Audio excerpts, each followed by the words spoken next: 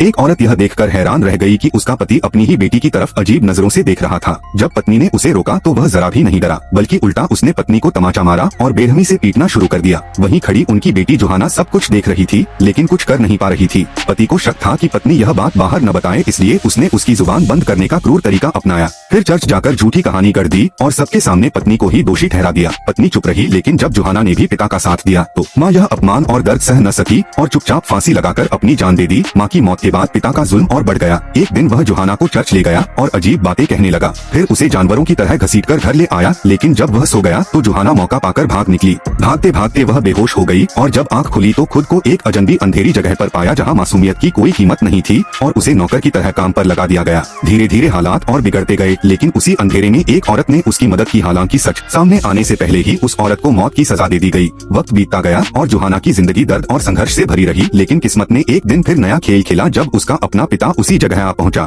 जोहाना ने चेहरा छुपाने की कोशिश की, लेकिन पिता ने उसे पहचान लिया और कहा कि मैंने तुझे तेरी माँ की जगह देना चाहा था, लेकिन तूने गलत रास्ता चुना। इतना कहकर उसने जोहाना को बेरहमी से मारना शुरू कर दिया।